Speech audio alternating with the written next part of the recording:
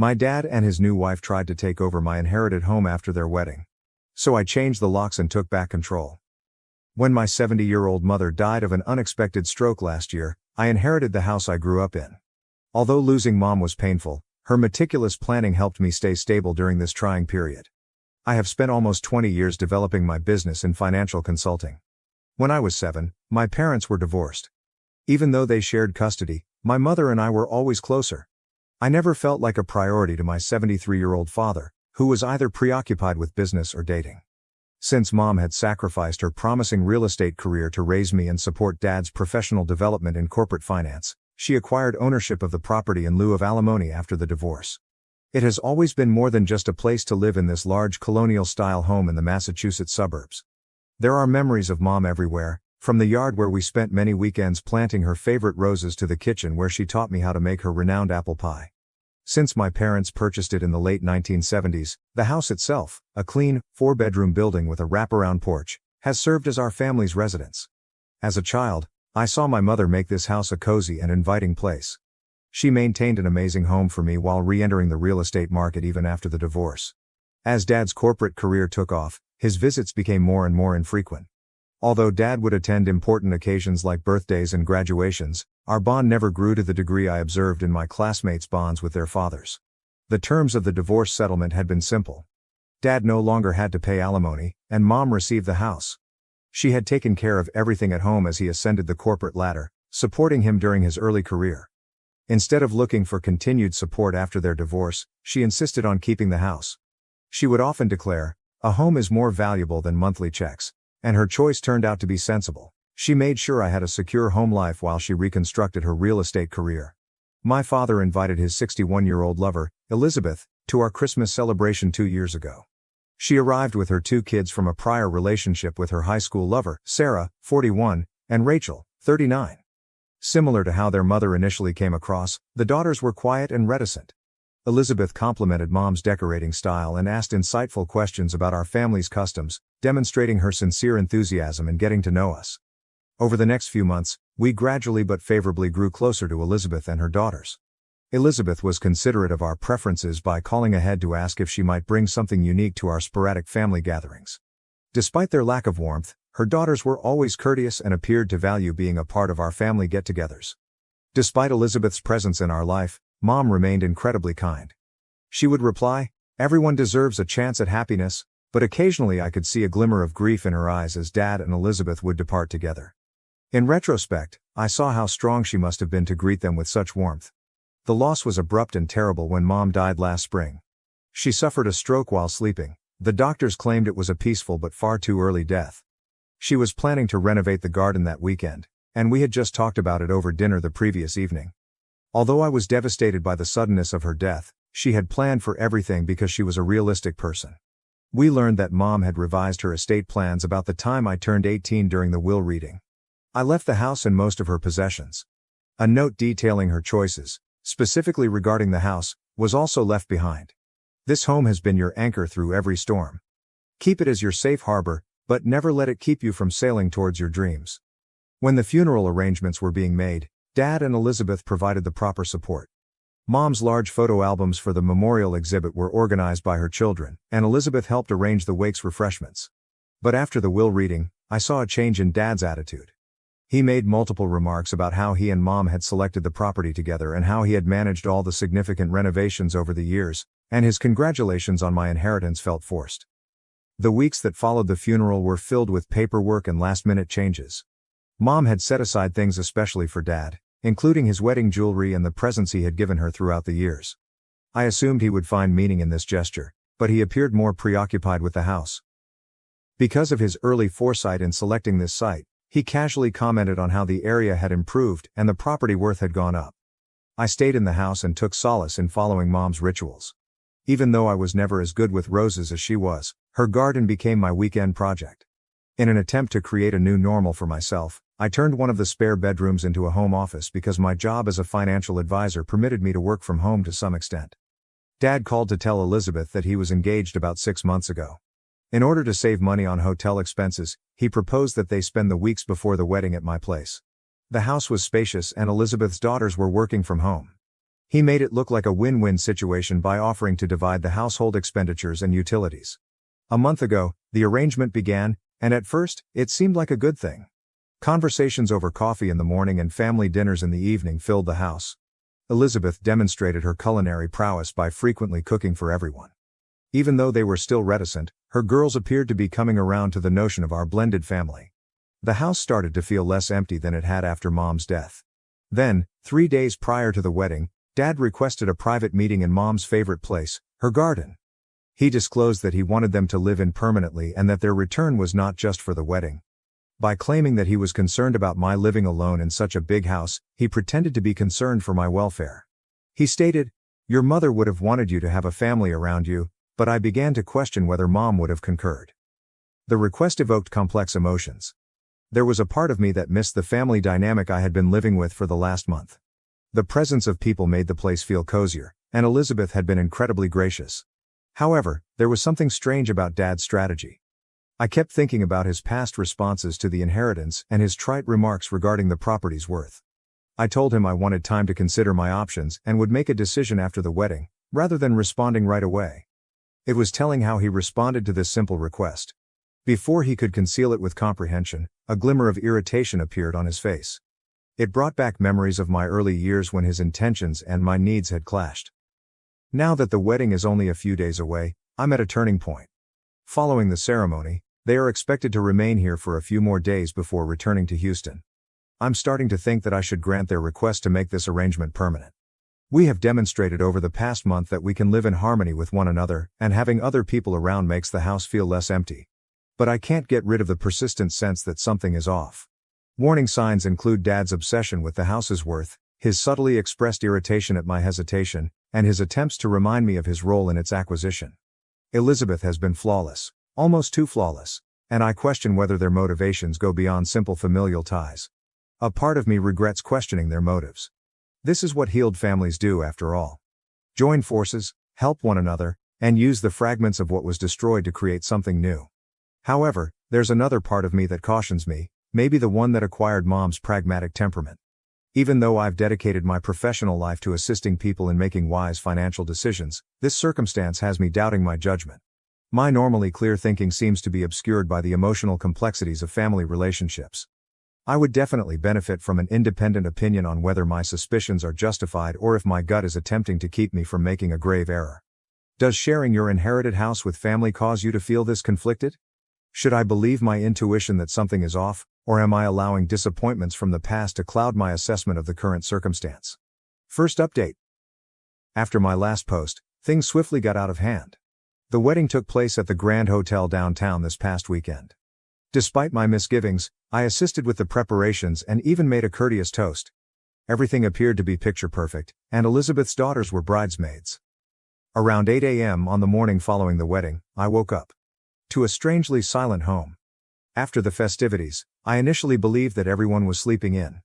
However, I discovered a hurriedly written letter on the kitchen counter, "Gone for our honeymoon," when I went downstairs to make coffee. "Return in a week." They had not informed me of their departure. Nothing had been discussed regarding their leaving time or their plans during the wedding preparations.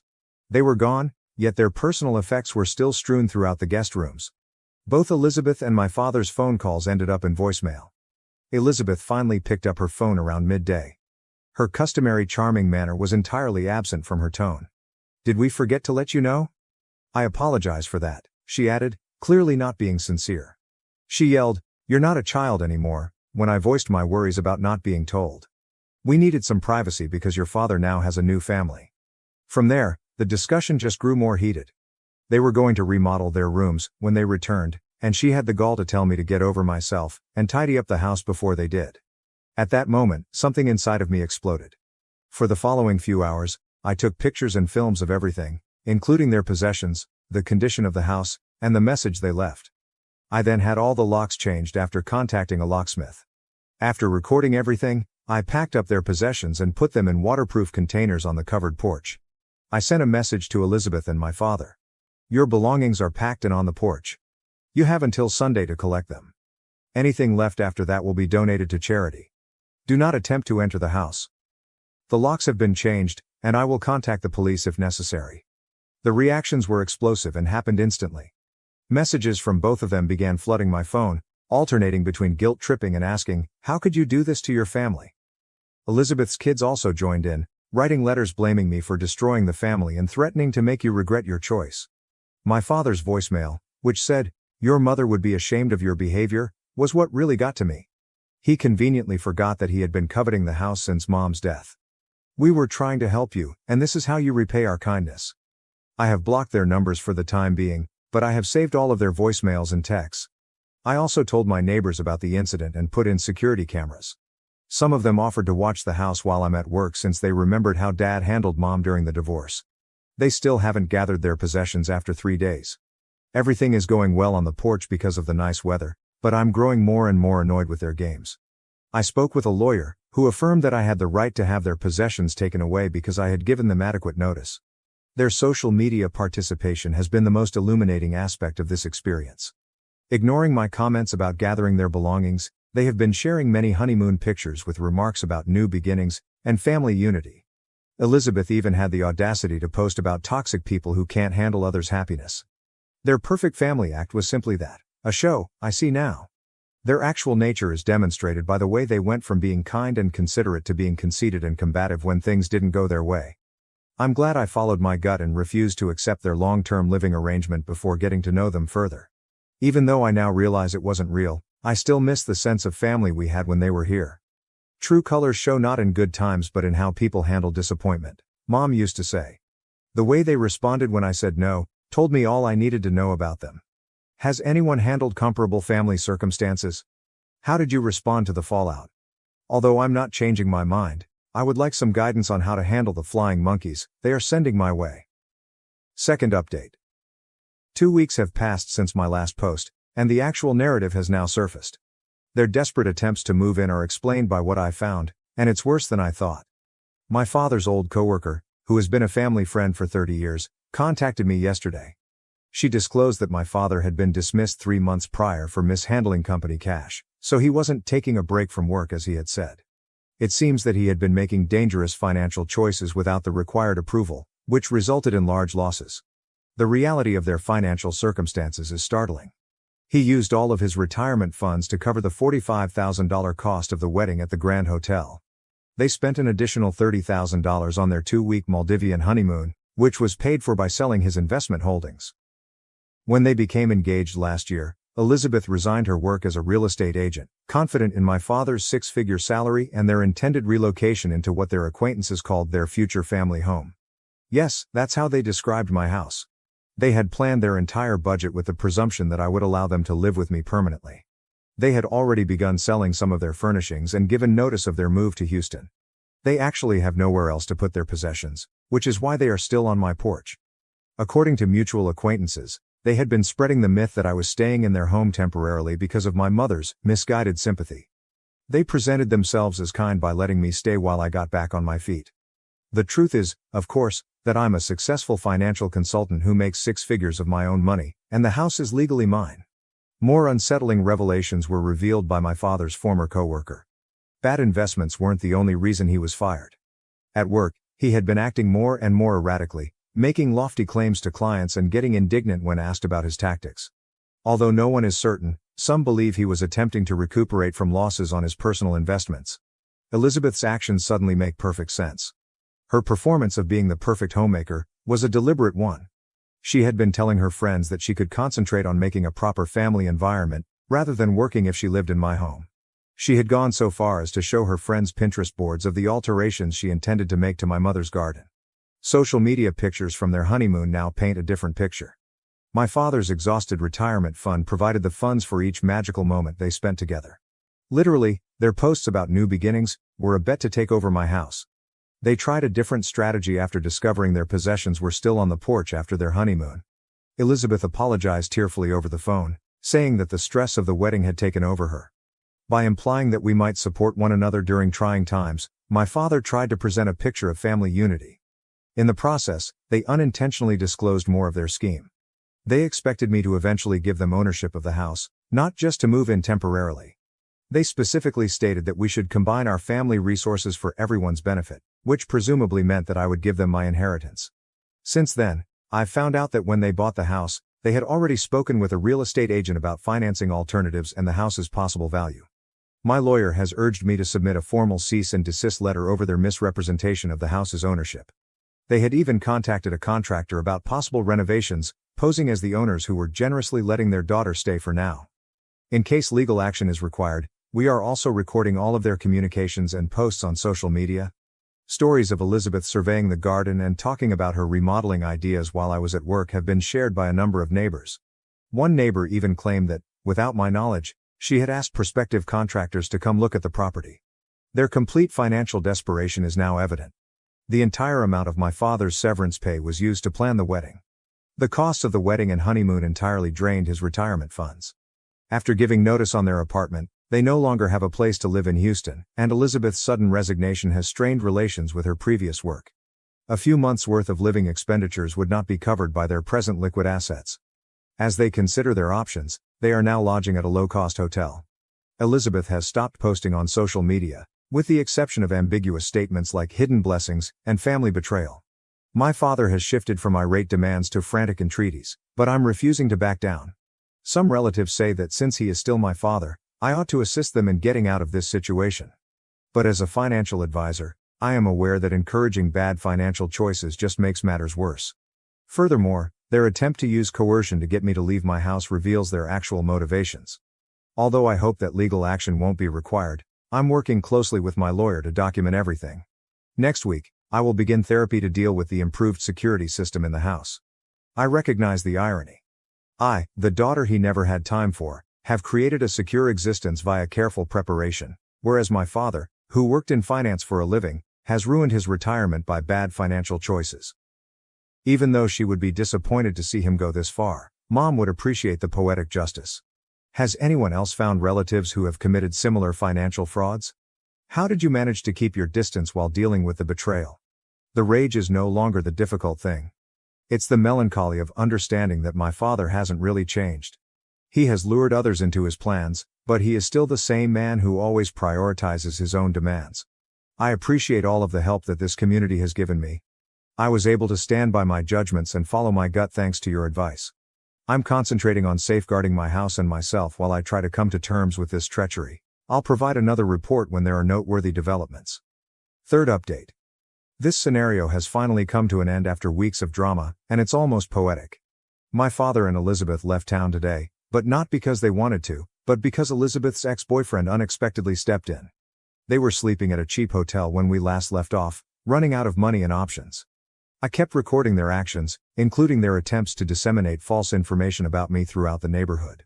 I was unaware that Elizabeth's girls had contacted their father to inform him of the terrible predicament their mother had found herself in. Michael, their father, is reportedly a prosperous Houston businessman. Over the years, he remained friendly with Elizabeth, focusing mostly on their daughter's welfare. He made the decision to step in after learning of Elizabeth's current predicament, that she was unemployed, effectively homeless, and complicit in a plot to seize my home. This developed in a pretty amazing way. Michael sent me an unexpected email last Tuesday. He said he was sorry to speak with me directly, but he needed to double-check certain information. What their daughters had told him was very different from what Elizabeth had told him.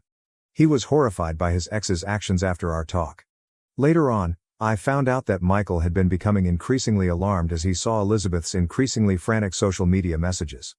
The last straw for him was learning that she had been applying for short-term loans in his children's names, which would have affected their credit scores. What followed was a masterclass in problem-solving techniques. Under certain restrictions, Michael volunteered to pay for their return to Houston.